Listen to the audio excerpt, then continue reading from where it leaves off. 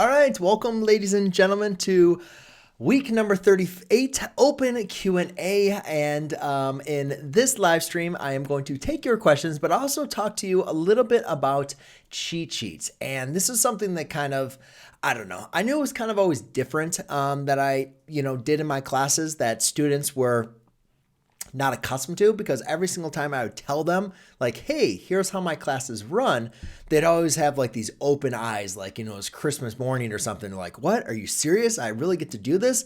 And I kind of remember when the first time I got introduced to creating a cheat sheet and using it, I had those exact same feelings. So I just want to let you guys know I have a lot of questions that I'm going to do. Thank you so much for all of you that have submitted your questions. I have actually been overwhelmed, which is a great thing. I had over 60 questions this week, so I am not going to be able to get to everybody's question. And I do apologize for that, guys, but I think that also helps, because that also means a lot of people need to understand how to submit their questions. And if I don't get to your question, there could be many reasons for that. One of the reasons is I don't really know specifically what you are asking or what you actually need from me. A lot of times when there's a general question, I don't want to spend time in a Q&A just kind of talking randomly about something. So the more specifically I know I can help you, the more likely I am to answer your question. Also, a lot of times like word problems or problems that are going to take multiple steps, I'm just not going to be able to handle them. I don't want to spend 15 minutes working on one single problem, taking up a live stream. I want to make sure that I can address as many people's questions as possible. So just make sure when you guys are submitting those questions, and again, if this is your first time on one of my live streams, the Google form is in the description below, and I do make a post every single week in my community tab on YouTube where you guys can go ahead and post your questions. And I forgot to pull out my chat, actually, because I always like to see your guys' chat coming from there. There we go. Common thing. No. All right, so I see you, Caroline, Jaya, Sean, Parker, Jeffrey, Addie, Adam. Thank you guys so much. Polar Gamer, how are you doing? I am doing very well this evening. I don't know. It's another Sunday night school night. I'm not in the routine. Actually, tomorrow, to kind of get a little bit off topic, we'll talk about cheat sheets in a second. Don't worry. But yeah, tomorrow we're going back to school full time. So all students are coming back. So I actually didn't even think about it. I gotta make sure I leave a little bit earlier. I'm not going to be ready for the traffic that is about to happen. And then also I'm not used to teaching 7 classes in a day. That's going to be a new one for me. So it'll be interesting. I'll let you guys know next week how everything gone, because we've been doing a hybrid class, which I know a lot of students have been doing as well. Half my classes have been online, half of them have been in person, and then every day that kind of like alternates and stuff like that. So definitely been something interesting, but I wanted to talk to you guys. Well, first of all, let me just kind of go through this and then I'll get through the cheat sheets. So the Q&A, we have a lot of questions. I actually wrote down 20 different questions that I'm going to be able to get to, tonight. And that's a good problem to have, is, students that are asking questions, needing help. But I also know I'm not going to be able to reach all of you. So I just wanted to let you guys know of 2 other ways that I am still answering questions or still putting in time. The first one is my course, which actually, if you have been following or at least on my channel for a while, I opened my course up in August and then I closed it down. And then I decided that there are students that were just starting their school year later in September. So I decided to open it back up for the month of September. And this is only for pre-calculus students. This is the only course that I'm teaching online to an online community. But if that is something that is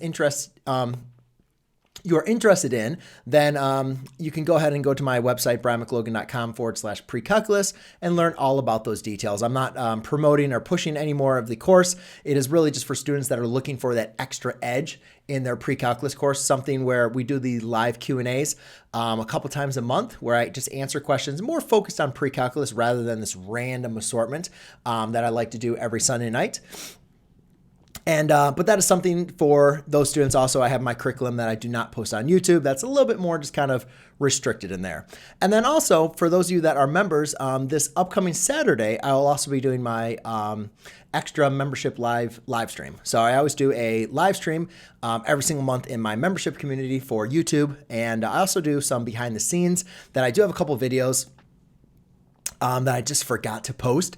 That just kind of gives you guys a little update of my school life that I don't really post on YouTube, or sometimes I'll kind of give little snippets and stories and an Instagram and stuff like that. But a lot of the stuff I like to, I've just been creating, I've been posting in that membership community. So if that's something of interest to you as well, there's not a lot of people that ask questions in that. So therefore we have a lot more time to address your questions, because I feel bad. I always feel bad when people ask questions, they want me to help them out, and I'm just not able to get to everybody's questions. I mean, it's just kind of that unfortunate, fact of just there's so many people that have questions and there's only one of me that can help you out. And even though I have a Discord community where students can post questions and everything, that community is only as strong as people that are helping each other out. So, if there's only a couple people that are answering questions, it's not going to be a strong community. So I always do advise, if you have visited the Discord and have posted some questions, there's always people that are at a lower math than you. And if there's any questions that you can help them out with, I just always kind of, believe in that little karma, help some other people out. And there's always going to be people there that are ready and willing and able to serve you when you need that help. So thank you so much for all of you that have already been a part of that Discord community and been helping each other out. I think it's really important, especially in this kind of new age and new environment, to just have a place where you can fall back on, that that if you need help, there's people that are willing to help you. And I know there's a lot of other places online that, for math help and math tutoring and all that kind of stuff. But I really just, am happy to see that people are helping each other out. And that's really why I wanted to create that Discord community, was just really that fact of, people can feel free and open to ask their questions no matter what their math class is. And then people are willing to share their knowledge and help each other out. So, all right. So before I get in, and I see Mark, Melody, I teach in Jacksonville, Florida, and your problem, I'm assuming, I'm not sure if you heard the same Melody that posted a question, but you had a crazy rational problem that I was looking at. I was like, wow, that is, I'm not going to do that one exact same problem, because I didn't feel it was very beneficial to what I want to cover. And also it was just I don't know. It was a crazy problem. JDev, I see you guys. Thank you so much for joining in. And, but anyways, let's go and talk about cheat sheets. So cheat sheets is something that I was introduced to when I was in college. And I remember a statistics professor said that for us to prepare for a test, what he wanted us to do is to create a cheat sheet, and we could use that cheat sheet. And I remember I struggled in statistics when I was in college. So I just remember I took full advantage of statistic. I mean, that cheat sheet. I went through all the work that he gave us, all of the textbook that he wrote, and I would just spend hours and hours working on that cheat sheet just to cover everything. And then it was so funny, I went and took the test, and I did really well on the test, and I never even used the cheat sheet, not even once. I mean, I spent hours on this cheat sheet, right? I mean, it was an 8.5 by 11 sheet of paper, filled up the complete thing, went through, spent hours and hours studying. And I literally took the test. I don't remember how I did, but I know I did well. And I didn't even maybe there might've been a glance at the cheat sheet, once or twice. But besides that, I knew my stuff. And it wasn't until I became a teacher, it was a light bulb came off. It was actually a couple of my first couple of years. I remember students were asking me, how do you study for math? How do you prepare for math tests?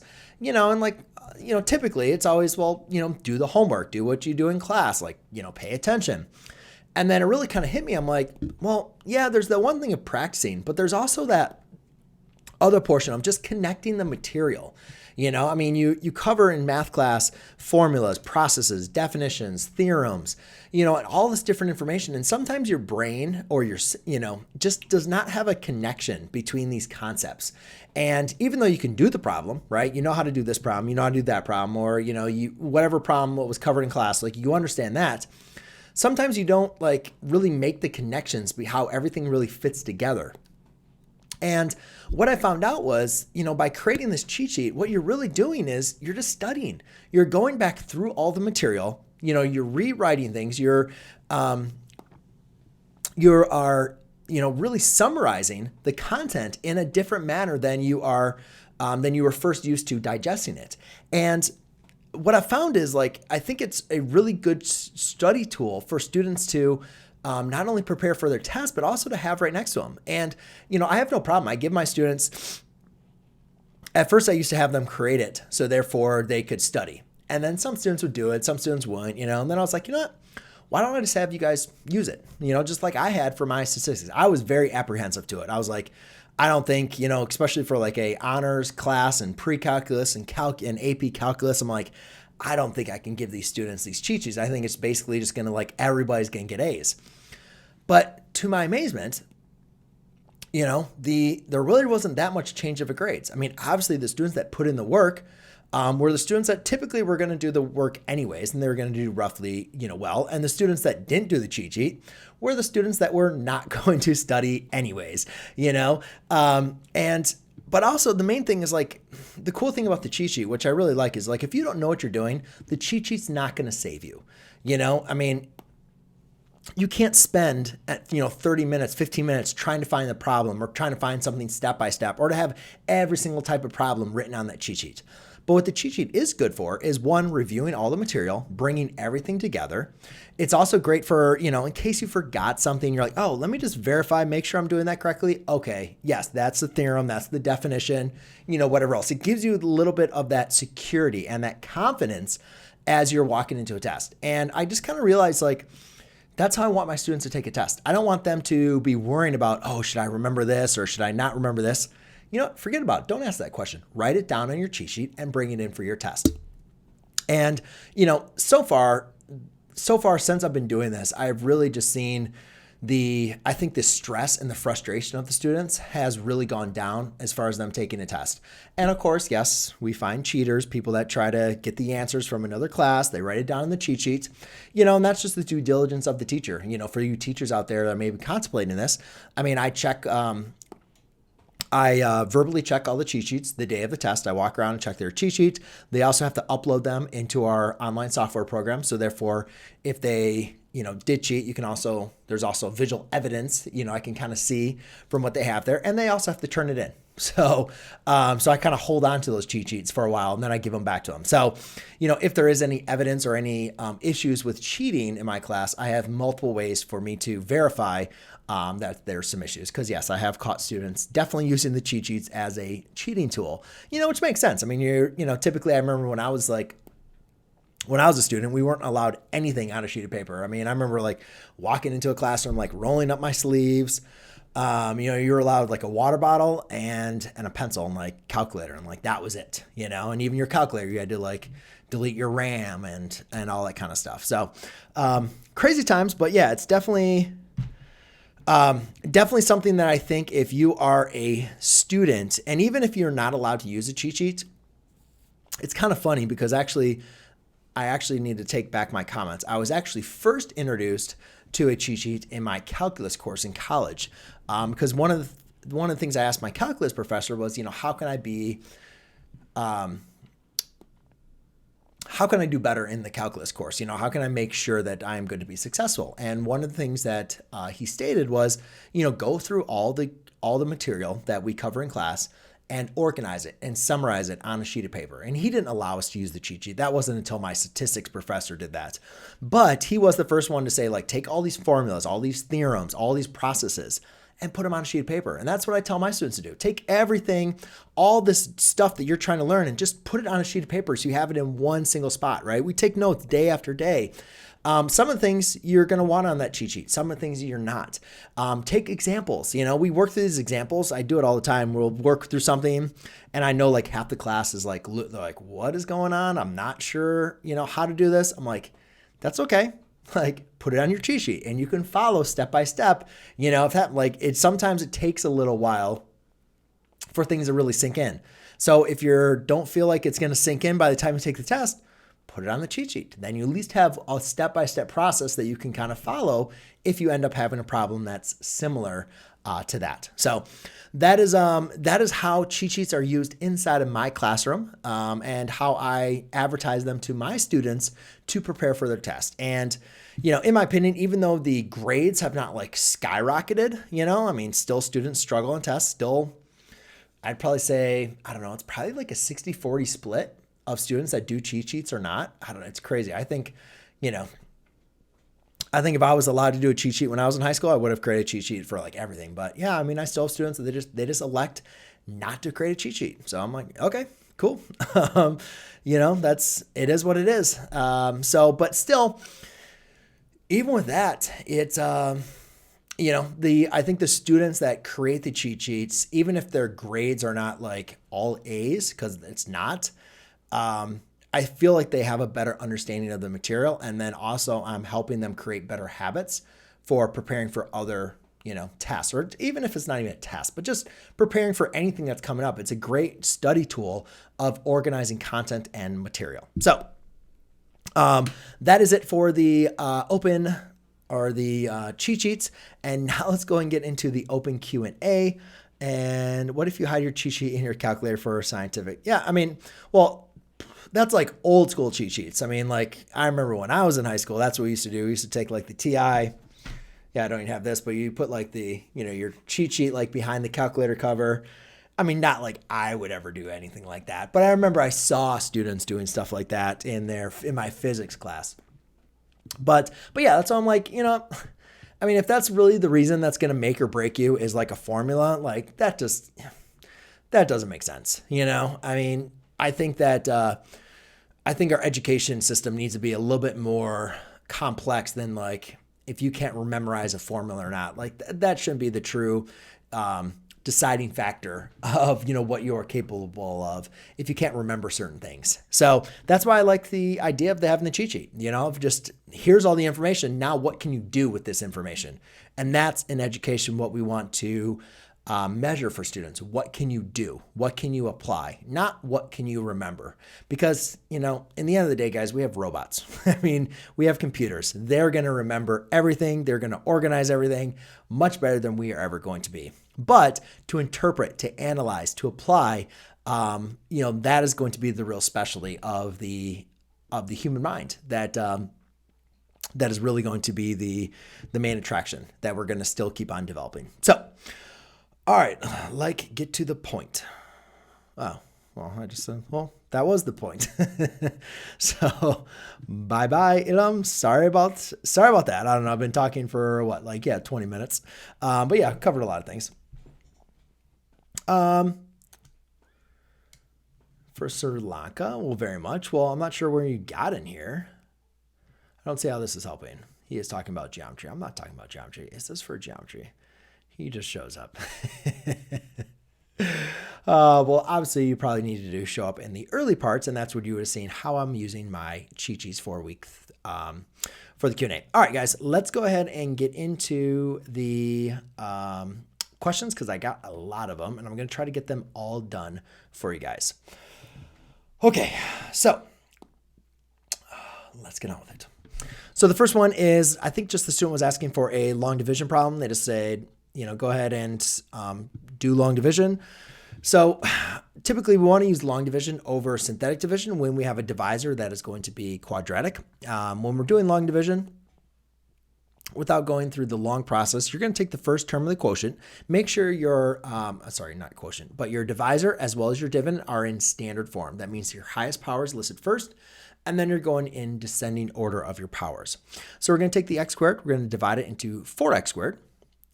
And if you are having trouble with how many times is x squared divided into 4x squared, then just list it as a rational expression, to the side. And you can say, oh, that's going to go in there 4 times.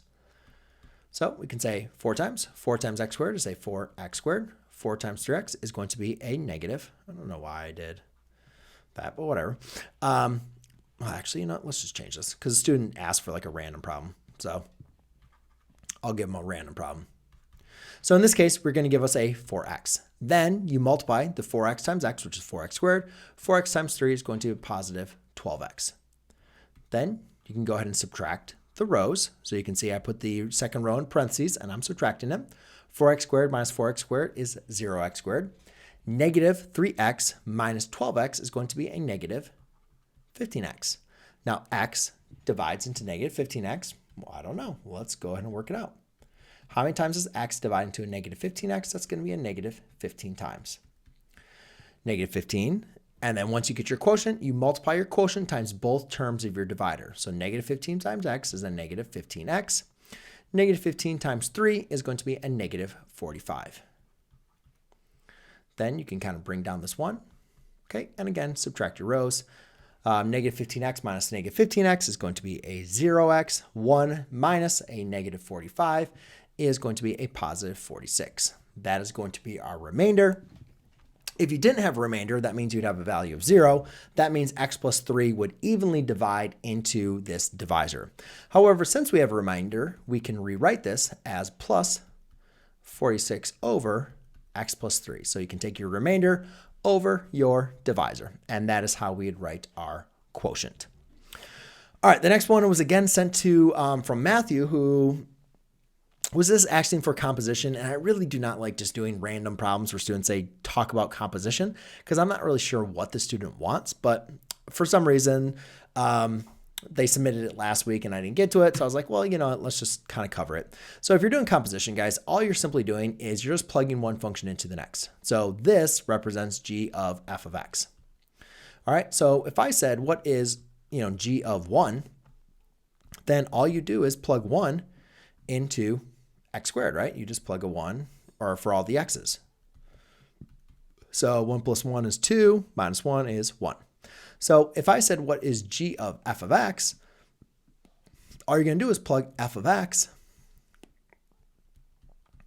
into in for x.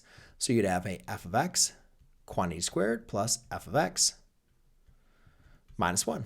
Now in this case, I actually kind of ran out of space. Oops. In this case, we now know what f of x is. That's x squared plus 1. So to save myself a little bit of work, x squared plus 1, quantity squared plus x squared plus 1, and then what? Minus 1. All right. So if you x squared plus 1, that is a binomial squared. So again, I'm just making up this problem. I don't know if even if this is what the student wanted. So this would be x to the fourth plus 2x squared plus 1 plus x squared plus 1 minus 1. All right. So now I can just combine like terms. And that'd be x to the fourth plus 3x squared. And then that would be go to 0. So that'd be plus 1. So hopefully that was very helpful. And typically most students have trouble with the composition in terms of the notation. That's usually what is going to be a issue with a lot of students.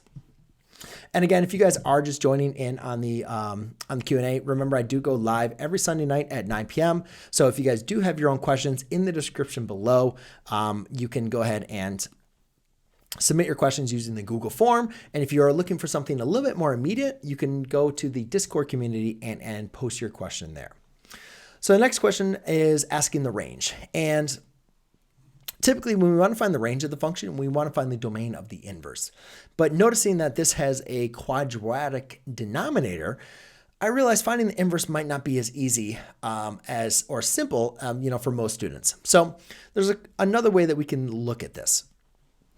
And the other way to look at this is kind of looking at the horizontal asymptote. So we know that the horizontal asymptote is going to be a comparison of our degrees, right? And we can see that here, the horizontal asymptote would be y equals 0. All right, so is it all real numbers except for 0? Is it all values above 0, less than 0? Like, what's going on here? So, oops, I'm sorry, that's supposed to be 0. So remember that when we're looking for the range, like when you plug something in, right, what are you going to get out? Right, that's what we wanted to be able to identify. And if you look at this denominator, so let's just get rid of the x to 0. The numerator is always going to be positive. No matter what you plug in the denominator, the numerator is always going to be positive.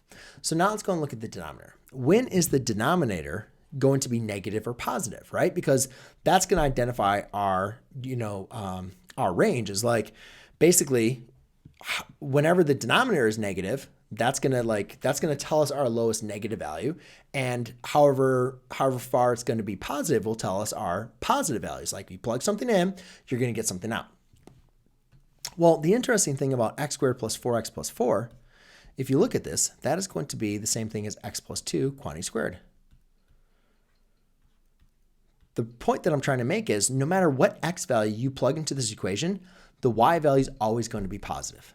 No matter what x value you always plug in, the y value is always going to be positive, except for -2. Because at -2, you're going to have 0. And then obviously if that's equal to 0, that's a vertical asymptote. So that's not going to work. But for all x values that you plug into this equation, you're always going to be positive.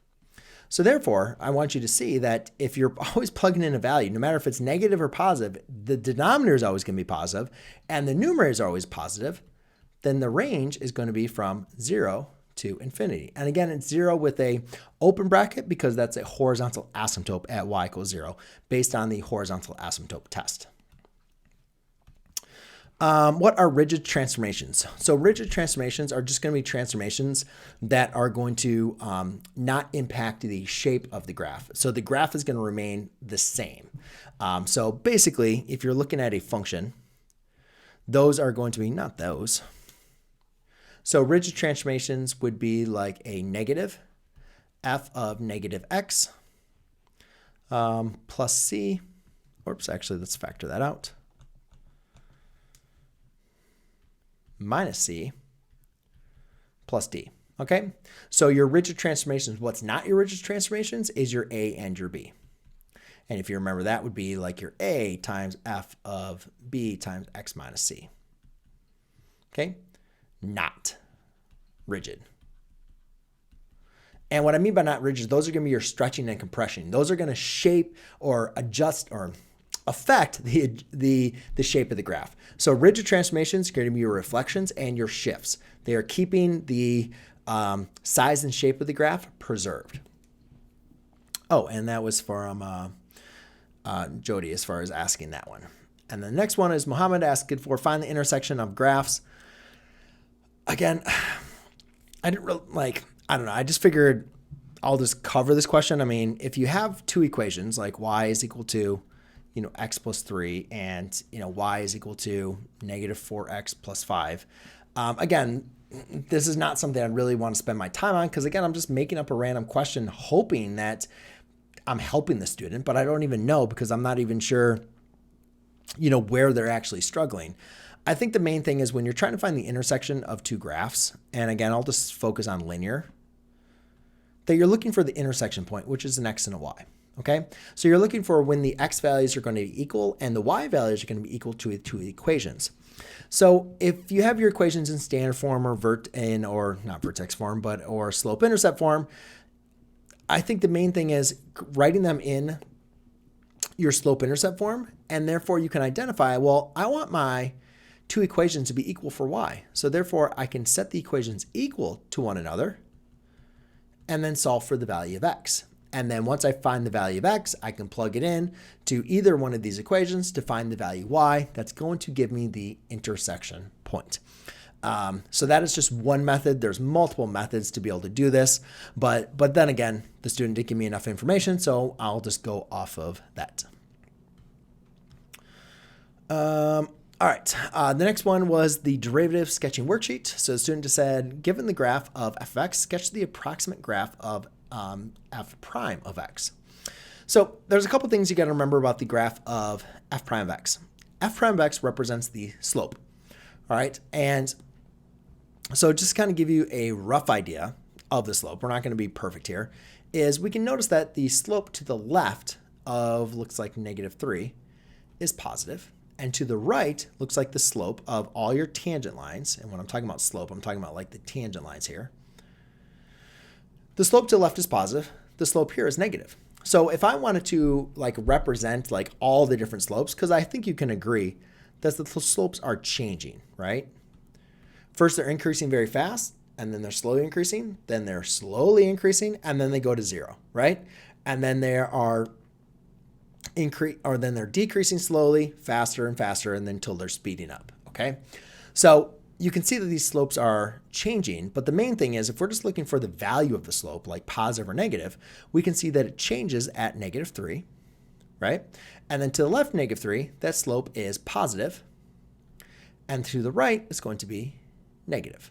So therefore, that is just an approximate sketch of your f prime of x. The main thing is the slope is changing from positive to negative at -3, right? And again, this graph represents the slopes of this graph. And that was Molo Suram. Kevin asked a identities question, and I didn't have time to go through this, but I just wanted to make sure. It's been a while since I went through identities, but there's a couple of identities you need to know to be able to solve this. One thing, as I said, definitely work on the left-hand side. You should know that cosine of 4 theta is equal to 2 cosine squared of 2 theta minus 1, and cosine of 2 theta is 1 minus 2 sine squared of theta. So I think the other thing too is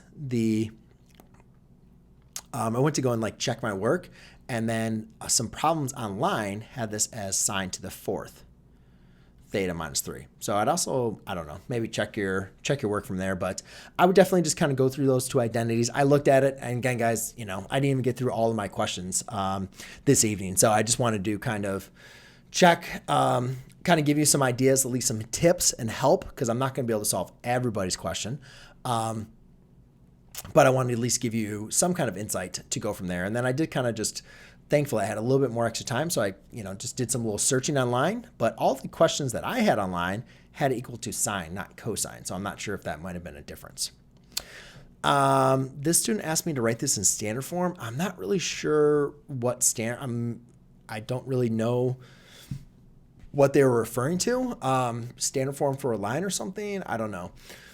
So I just did some problems like this for my pre-calculus class. And so I figured, well, the one thing I would do in this case is that I would just get rid of the fractions. So I'd find that the LCD in this case is going to be 2x times x plus 3. So I would multiply everything times a 2x times x plus 3.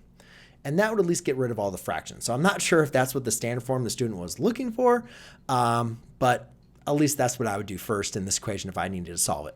So when you multiply 2x times x plus 3 times here, you're going to be left with a 2x, plus here it'd be a 2 times x plus 3, and then here equals a 1 times, the 2's would divide out, a x times x plus 3. Okay, and then hopefully you could go ahead and multiply that out. Since this is going to be now a quadratic, I would get everything over to the same side and have it equal to 0. So I would say 0 equals. That would be my goal. But for the sake of time, I would just leave it at that because I'm not really sure what they meant by the standard form. Because it looks like to me you'd want to solve this equation. So I'm not really sure exactly what to do, but I would go ahead and simplify this and then get everything over to the side to go ahead and to solve. All right, the next one was a factoring problem. So what I would do is, you guys are behaving yourself, aren't you? Hope so. All right. So the next question is just to go and factor. What I would first do is factor out a 4x. Let's see, I can factor out a 4x squared. By factoring out 4x squared, I'll be left with an x squared, and this would be a minus a 9x, and then this would be a plus 8. Okay, and then basically from here, I'm looking for what two numbers multiply to give me 8, add to give me a negative 9, and that'd be a negative 8 and a negative 1. So that'd be 4x squared times x minus 8 times x minus 1. The next one was from Maury, asked me to solve these two equations. Typically when you're solving rational expressions, you're going to want to factor these. So I can see this is going to be x plus, let's say 2, and x plus 1. And then this one can be written as a x plus 2 times an x plus 2. Okay. So in this case, we just want to find the common denominator. And the LCD in this case is going to be x plus 2 times x plus 1 times an x plus 2. Right? So it's going to be kind of like, if you were to think about this as like an x, and this would be a y, and this would be a x times x, right? The LCD is going to include, you need to include the x squareds, or actually this would just, you can think about this like an x squared. Like you need both of these need to divide into your denominator, right? Even though they are repeated, you both need them to divide to each other. When you have two of them when you have them shared, you don't need to write them twice. But if they're combined here, you need to include both of them. So again, when you multiply everything by your LCD, what you're going to get on this left-hand side is the x plus 2's divide out, the x plus 1 divide out, and you're going to be left with a 3x minus 6 times a x plus 2. And then on the left-hand side, you're going to have the x plus 2's divide out, and you're going to be left with a 3x times a x plus 1. And that's going to be all over your common denominator of a x plus 2 quantity squared times x plus 1. So that's how I typically write it. And then if I was to go ahead and simplify this, I would just simplify my numerator and then keep the denominator the same. I'll do a little distributive property for you, but then I'll let you simplify things. So we have a 3x squared. Let's see, that's going to be a 6x. That would be a negative 6x. So that would be minus 12. And then this would be a minus 3x squared. And then this would be a negative 3x. Oh, actually, this simplifies very nicely.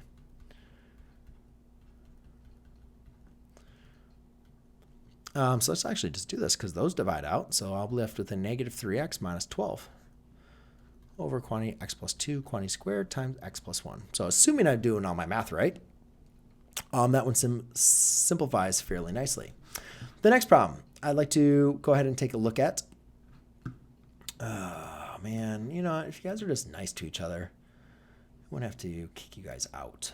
That's not very nice. All right.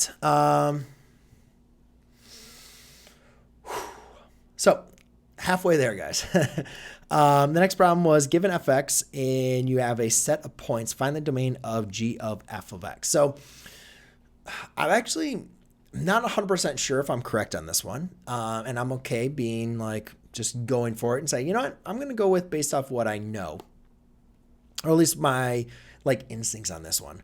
But if I was doing f of g of x with equations, the way that we identify the domain of the composition is going to be the domain of the input as well as the domain of the, you know what? Domain of the input plus the domain of the input, and then when you plug that into the other function. And that would change from on there. So find the domain of g of f of x. You know what? Actually, I'm going to have to review on this one a little bit more. I don't feel comfortable with my answer, so I'm just going to skip it. So, because I was thinking about this one, I'm like, oh yeah, it's, you know, typically it's when you're looking at an equation, it's the domain of the input plus the domain of the composition. But as far as understanding the composition with just the points, I don't know.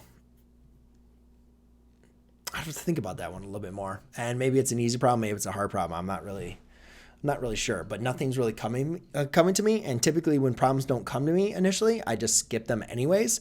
But for this one, I thought it came to me, but now that we're going live, of course, I'm like, actually, I want to make sure that I'm mathematically correct as I say this. And I'm like, I'm not 100% sure. So let me step back and just make sure that it's correct. So the best thing I would say at this point, not to confuse people, I'll just go ahead and skip it. And if it comes back to me, I always, like last live stream, there's a couple problems that I skipped, and then I came back to them and corrected because I'm like, oh, I'm an idiot. You know, it's like once you're done with the live stream, I'm like, now I know what I should have done or should have said. So I just went back and corrected the live stream. So maybe that'll come back to me. Maybe after this live stream, my brain will be a little bit more clear and I won't have people, you know, I won't feel the pressure of having to perform on a live stream, and it'll be a little more clear. The next one is students asking for how to find an end behavior of irrational functions explained. So there's a couple ways to look at this. You know, if you're looking at like pre-calc, the end behavior of the rational expression is just going to be the horizontal asymptotes. Well, not always, but for most pre-calc problems, I would just look at the horizontal asymptotes, right? The horizontal asymptotes are basically going to be y equals 0, the ratio of the leading coefficient over the leading coefficient, or there's not going to be a horizontal asymptote and there's going to be an oblique asymptote or a horizontal asymptote, or I'm sorry, a slant asymptote. And that kind of brings us a little bit more into the calculus version of end behavior, which is going to be really growth over growth. So when we're looking a little bit more in a calculus perspective, we're looking at like what is growing faster.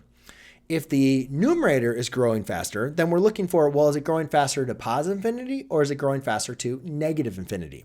If the denominator is growing faster, then we know that the graph is going to be approaching 0 from the left and from the right. And then the only other thing you need to remember for about end behavior is obviously if you have oscillating functions, then there is no end behavior, or if you have an endpoint like a square root function, there would be no end behavior. But typically for like pre-calculus, I would just focus on like the horizontal asymptotes. And then for calculus, kind of focusing on the what is growing faster, just to kind of give you an idea there. All right. This one was, student was asking like for some graphing tips.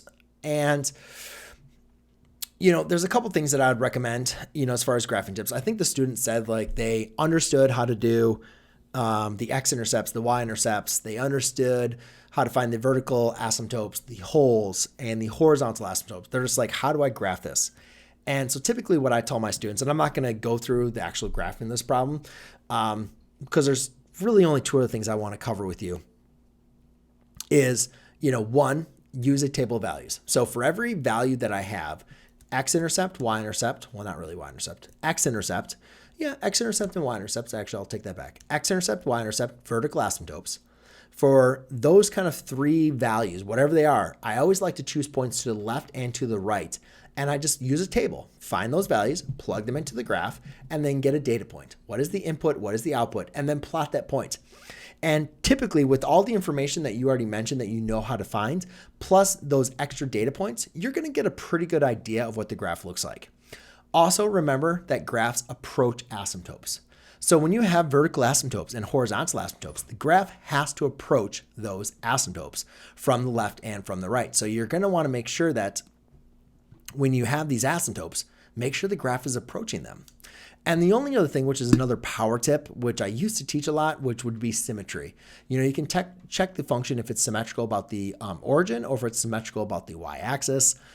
That can be a little time saver as far for you, but I think if you can just understand the information that you already know, and then take the information that you already know about the function and just maybe add a couple more data points, like plug values in, you'll be able to get a better idea of what the graph is going to look like.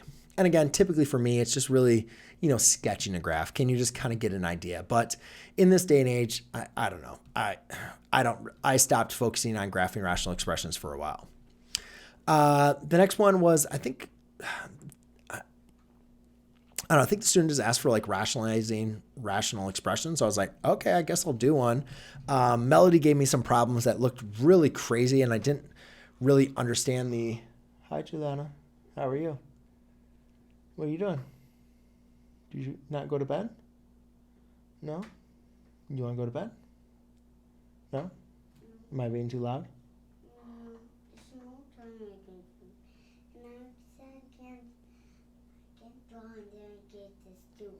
No, you need to go to bed. Okay? Okay? All right, night-night. Love you.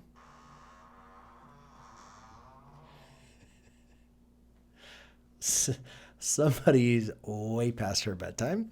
Yes, 500,000 here, but 52-hour line. But that's okay. Yeah, I don't know.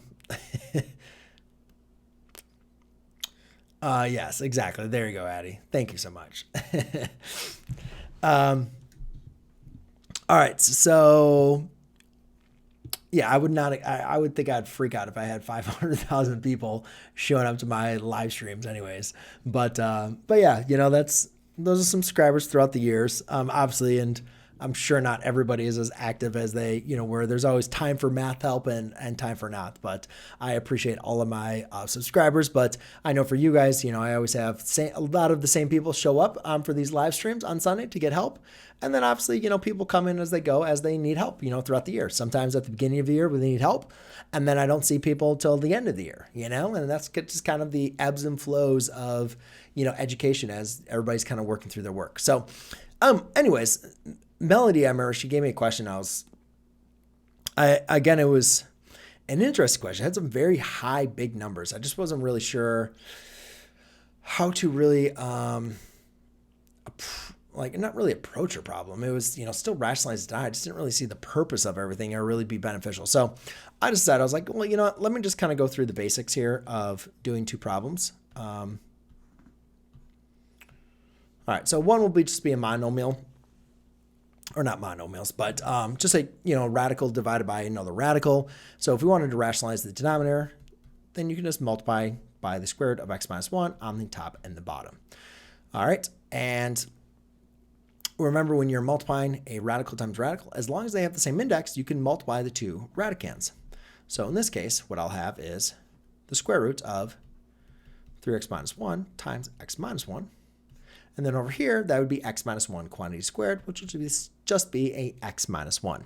The whole purpose and kind of point identifying here for the rationalized denominator is it's not like it made the problem easier to solve or do, but I just eliminated the square root in the denominator. And if you think about the square root, is typically going to be producing irrational numbers, and to divide by irrational numbers, especially at least back in the day, was not really preferred. So that's why rationalizing the denominator can be a helpful operation. In this case, we don't want to multiply by the square root of x like we did over here, because we're still going to have a radical in the denominator. So in this case, we're going to want to multiply by what we call the irrational conjugate. All right.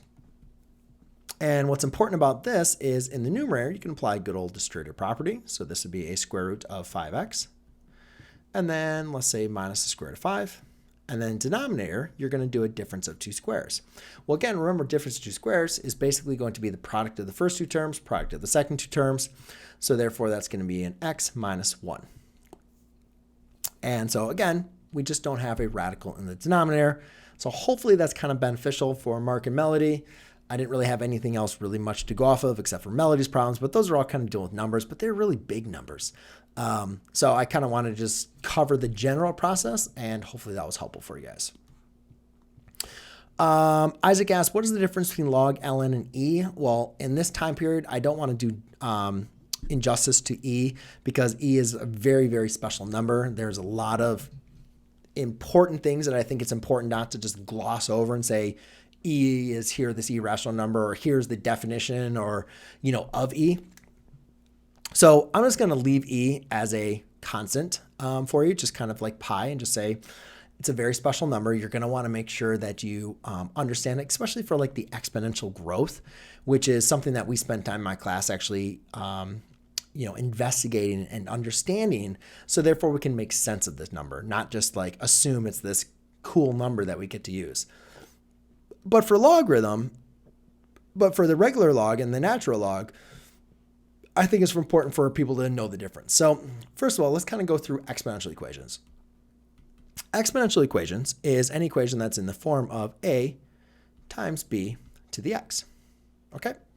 So b represents the base. So let's kind of go through some examples. I'd probably say besides e to the x, the most common example would be like 2 to the x, right? Or you could say like 10 to the x, or you could say y equals e to the x.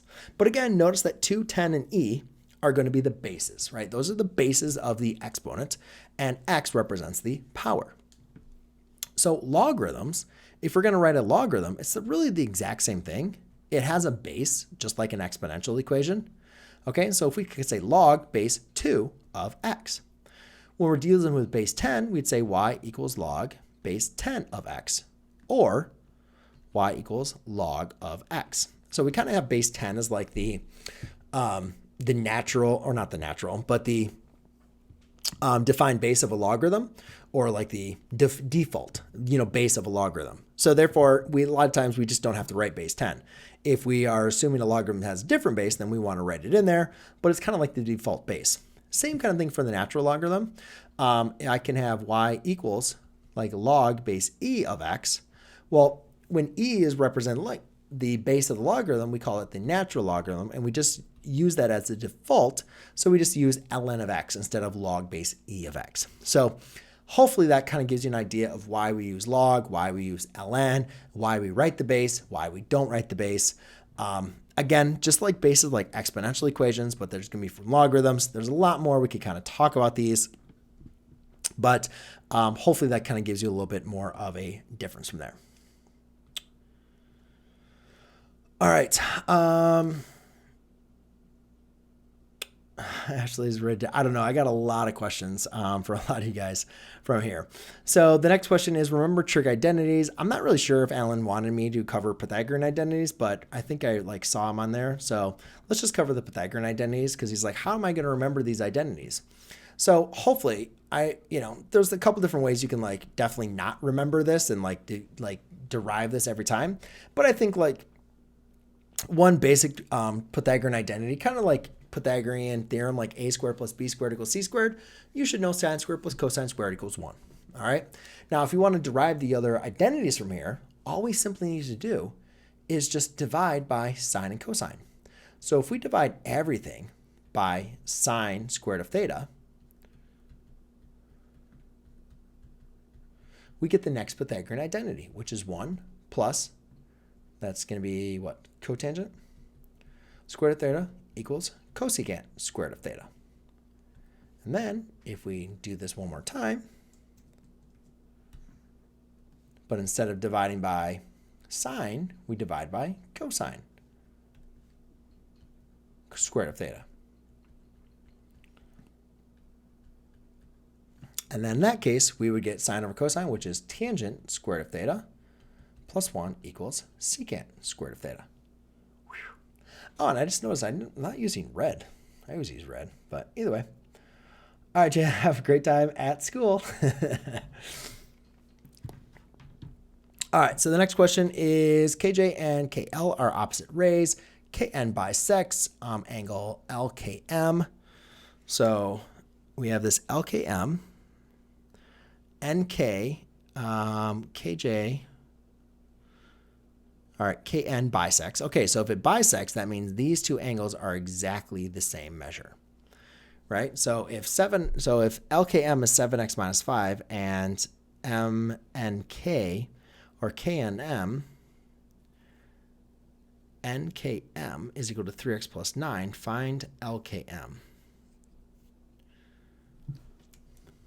Oh, L to K to M. Oh, find the measure of LKM. All right, so if that is 3x plus 9, then I'd say 3x plus 9 plus 3x plus 9 has to equal 7x minus 5, right? Because these two are exactly the same, right? Even though, because if it's an angle bisector, if it bisects, that means it cuts it in half. So therefore, that'd give me 6x plus 18 equals 7x minus 5. Subtract 6x, plus 5. Let's see, that'd be 23 equals x. And then all you're going to do is plug x in for LKM. So it'd be 7 times 23 minus 5. So 7 times 23, 7 times 20 is 140. 7 times 3 is going to be 21. So that'd be 161. And then minus 5 is going to be 156. So again, really the main thing you need to know in this case is the identity, not really the identity, but the idea that when you have bisecting figures, that those two angles are going to be equal to each other. So if they're equal to each other, that's why I could just duplicate it, right? So let me actually do that. So I could say angle NKM plus this represents the angle NKM. So NKM, this represents angle NKL equals angle LKM. Okay, and again, the reason why I could create this one, even though I didn't know it, I just knew it bisected, so therefore they had to be the same. This student was asking, what is the difference between vertical and horizontal stretch and compression? I think the best way that I like to understand this was using function notation. So if I had like a function f of x equals the square root of x. Okay, so first of all, guys, the difference between vertical and horizontal compressions. If something is inside or outside, okay? This is vertical. That is horizontal. So if it's inside the function, it's horizontal. It's like left and right. If it's outside the function, that's going to be vertical. And again, guys, that doesn't matter if it is a doesn't matter if it's a cubic, if it's a bx cubed, right? You can see a is outside, b is inside. So it's the same thing. Same idea. Okay? Now the next thing is a stretch or compression. And when a is greater than 0, it's a stretch. When b is greater than 0, it's a compression. And this one, I can't really do enough justice just kind of explaining that. The one thing I can kind of explain is, outside and inside are going to be kind of opposites a little bit. But I also, maybe the better idea is kind of think about a balloon. So let's say you have a balloon blown up, right? If you're vertically stretching that balloon, you can see that it's also horizontally being compressed, right? When you take a balloon, you stretch it horizontally, it's being compressed. In the same way, if you take that balloon and you vertically compress that balloon, it's horizontally being stretched. So that's how they are related to each other. They're not the same, but that's how you can see when I talk about this is a vertical stretch, well, then when it's greater than 0, it's going to be a compression. So when a is less than 0, it's a vertical compression. And when b is less than 0, it's going to be a horizontal stretch. All right, this example, a student had a couple of exponential equations. When you need to factor an exponential, I would say or whenever you see a trinomial, I would just automatically think quadratic trinomials. I automatically think of this as x squared minus 3x plus 2. I say, this is very similar to this, right? And if I need to factor this, it'd be x minus 2 times x minus 1 equals 0. Well, here, you guys can do the exact same thing. You can say e to the x minus 2 times e to the x minus 1 equals 0. Okay? Now, obviously, to solve exponential functions, you're going to need to use logarithms on this, except for not the e to the x minus 1, but for the other one, you need to go and use logarithms. But at least the idea of factoring this out, so therefore you could go ahead and solve this. Because again, remember the rules of exponents. When I have e to the x times e to the x, that's e to the x plus x, which is e to the 2x, right? And again, you're following that same form. So you can set these both equal to 0. And therefore, I'd have e to the x equals 2 and e to the x equals 1. So obviously, in this case, x is equal to 0. And in this case, you would need to take the logarithm of both sides. So x would equal the natural logarithm of 2, which I do not know what that is. So therefore, you need to use a calculator. And then the next question here is identifying the domain and range. I think the student was just asking for, how do I do the domain and range for for some functions? And they gave me, I think, this one. But I was like, this one's easy. Because the reason why this one's easy is, one, there's no restrictions. Because again, when you're thinking about the domain, what are the values you can't plug into the function, right? Well, there's no numbers I cannot plug into this function. Whatever I plug into this function, I'm going to raise it to the 5th power, I'm going to subtract 5. There's no restrictions on what numbers you can raise to the 5th power and then subtract 5. Then you look at the cube root. There's no numbers that you can restrict taking the cube root. So the domain here is all real numbers. There's no restrictions when you're dealing with the cube root or raising a value to a power and then subtracting 5. Square roots or even roots is a completely different story because you cannot take the square root of a negative number. So when you have a square root like this, you're going to set the radicand greater than or equal to 0. So in this one, x has to be greater than or equal to 5. So therefore, my domain here is going to be all numbers that are greater than 5 or equal to.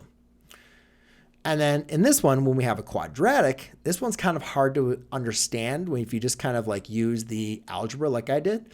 So I think it's important to look at the graph of x squared minus 5. And that graph's going to look something like this. You should know these x-intercepts here. This is going to be the square root of 5, negative square root of 5, and that would be the square root of 5. So you can see the function is only larger than 0, right? It's only greater than 0 because these numbers can only be greater than when it's less than negative 5 and when it's greater than negative 5, right? And again, it has to be greater than 0 because then you have to take the square root of there. So the domain here is going to be for all numbers less than negative square root of 5 and all values that are greater than the square root of 5. Whew. And there you would plug those in from there. So there you go, ladies and gentlemen. That is the most amount of problems I have completed for an open Q&A. Thank you so much for all of you that joined in. Addie, I still see you on. That is awesome. That rocks. Can we see what we write? Not really sure what you mean.